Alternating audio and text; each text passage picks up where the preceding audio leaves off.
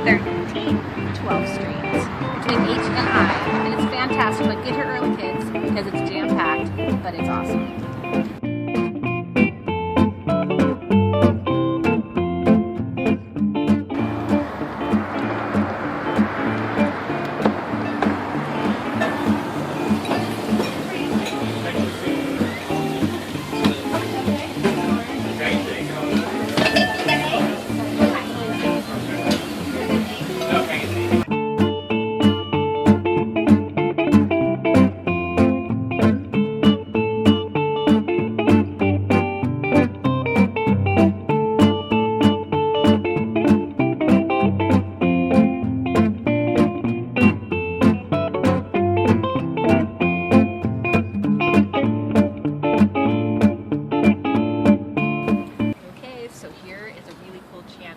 To the current owners of Jim Denny's, and he's got fantastic history of this place, so let's go talk to him and see what he has to say.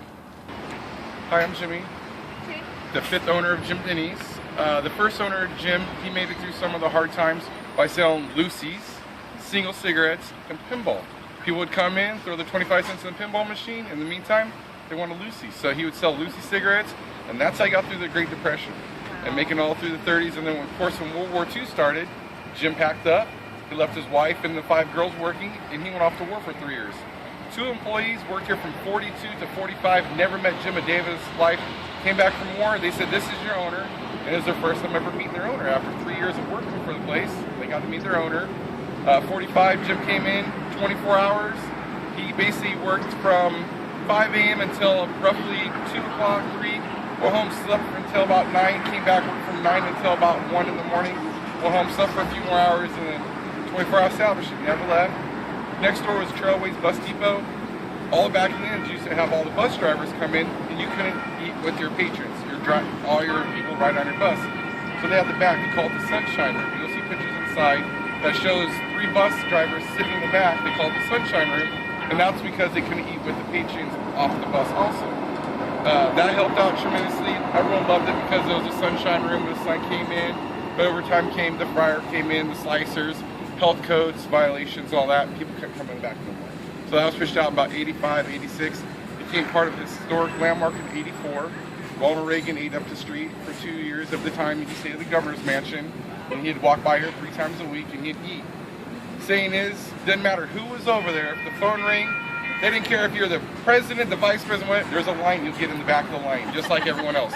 Willie Brown used to always call in the late 60s and say, "Hey, I'm Willie Brown, Lieutenant Governor of the state. I want my burger made." And they say, "You want those cutsies, but nope." Nope, no cuts. And if he called and said, "I want no pickles or no onions," they would double it up on him, just to show him that, hey, doesn't matter who you are, you're just a patron just like everyone else. Jim retired in 89, sold it to Bonnie Norton, that's in this picture, handing the spatula over inside. Bonnie ran it for 10 years. 2 brothers purchased it. They ran it for about 5 years. One had money, one had the skills. The one with the skills passed away. Couldn't add the money no more. Sat boarded up for about 6 months. Caught fire then, but luckily our fire department's across the street. They put it out within about 2 minutes of it being on fire. They did about 6 months of renovation work on that in the meantime. So it's close to about a total of 10 months total. Reopened back in April of 05, and it's been going ever since. That's so fantastic. We just celebrated 80 years on July 13th. Wow, that's really great. And you guys have owned it for how long? We've had it for 4 years. 4 years as of December. Yeah. Really great. Some of the great people that's came through, like since I've been here, is Penn and Teller, lots of superstars, some actors. We did Kel Burnett. She's from New York, but when she showed up in New York, she showed up to a little cafe like this. We did her documentary at this diner back 3 years ago. And they set it up kind of like a New York style. Anyone that's ever wants to do a film, a shoot, anything in the story, come on down. Our doors are open. That's great. Now, let me guess, what's your best seller? Our best seller has always been the burger. Yeah. MSN put us on the top 10 burgers in the nation this last December. And Man vs. Food came through 4 years ago, and that's what made a trademark of Jim Denny's has breakfast.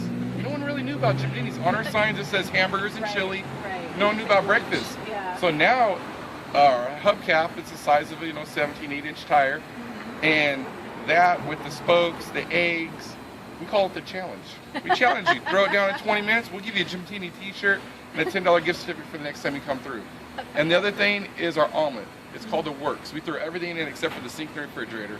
And it comes with 4 eggs, hash browns, toast. We always say bring a friend because it's going to take a friend to eat it. So great. Thank you so much for your time. Thank you so much. This place is fantastic. Come on through anytime you need anything. Thanks so much.